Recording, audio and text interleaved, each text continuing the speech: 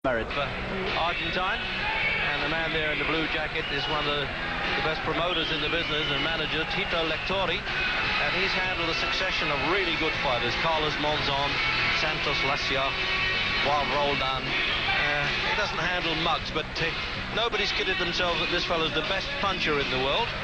He isn't, but he's rated number 18 by the WBC.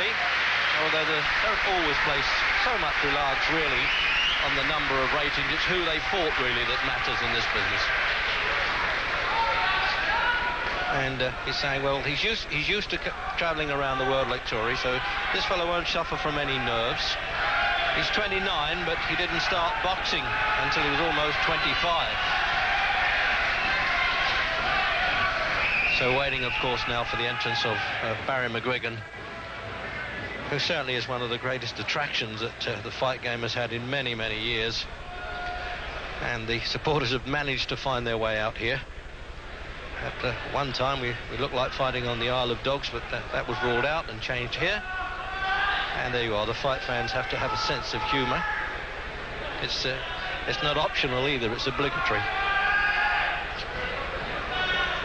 So the usual backstage warming up.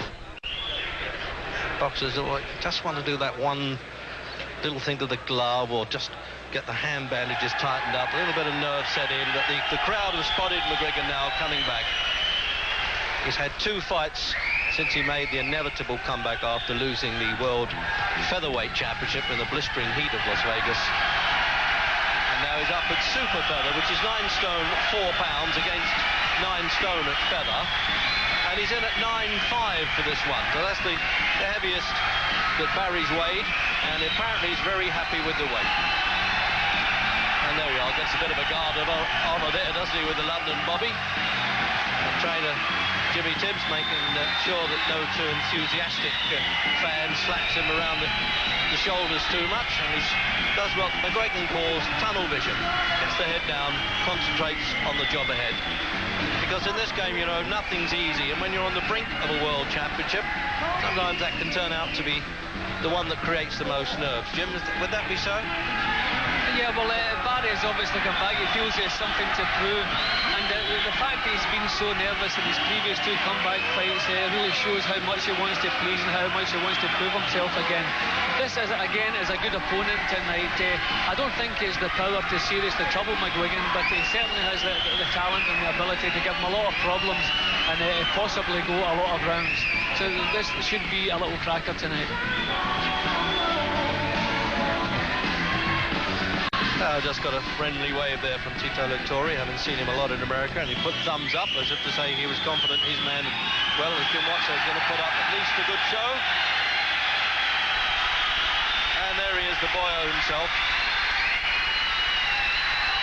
now living in England.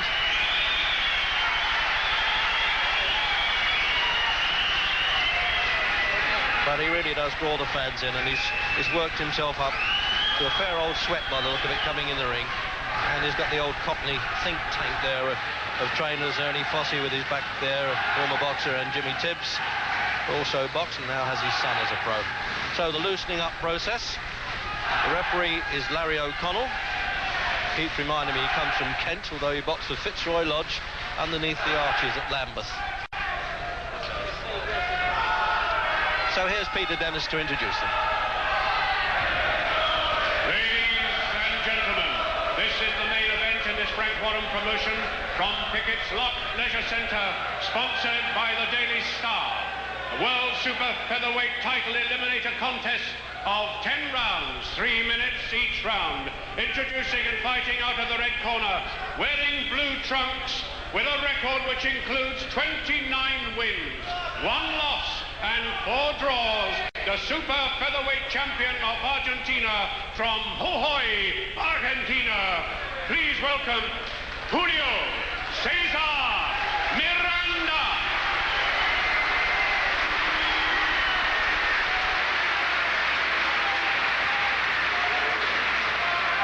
And fighting out of the blue corner, wearing green trunks, the most popular boxer in the world today, the former WBA World Featherweight Champion, with 31 victories and only 2 losses, the People's Champion, the Clonus Cyclone, Mcguigan!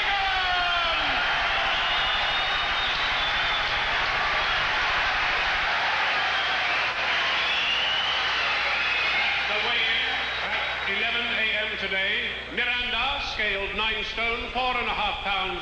Mcguigan scaled 9 stone 5 pounds. Your timekeeper for this contest, Mr. Bob Edgeworth.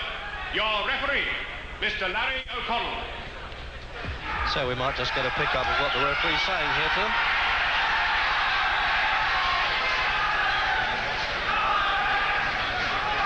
So there is, I know that Miranda doesn't speak any English anyway, and wouldn't make much difference. He's been around enough to know. He hasn't only fought once in Buenos Aires, surprisingly enough. He comes from San Salvador, really, his boxing town. So scheduled for 10 then. And the third on the trot for measuring Mcguigan's progress, really. And it looks as though a fight with the IBF champion, the Imperial Boxing Federation, the International Boxing Federation champion, Tony Perez of California, could well be on now for February.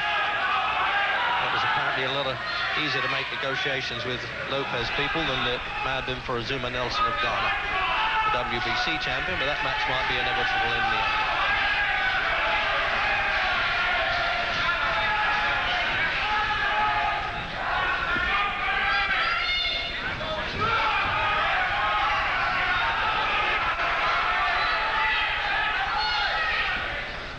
Usual stalking early tactics then by Mcguigan. He always goes looking for the opponent, doesn't stand off.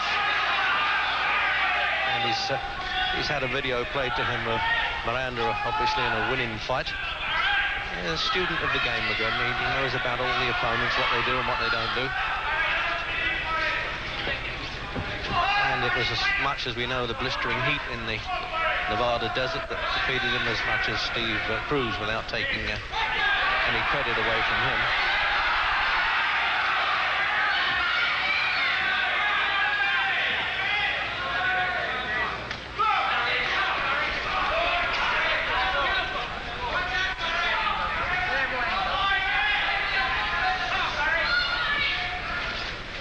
He always tries to find range, Jim, doesn't he, early on. Mcguigan flicks the left hand out.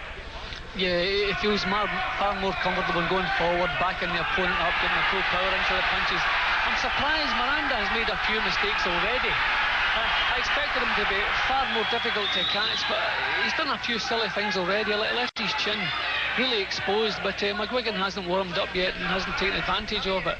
But he's going to have to find a safer place to keep that chin of his, or I'm sure Barry will be letting the big punches fly. Yeah, lock it in a safe deposit, you're right, because when Mcguigan nails you, it's particularly at this weight, he's so happy at this, and he looks so, I would always say, mature. He's always been a strong looking fighter, but body looking, he looks the part.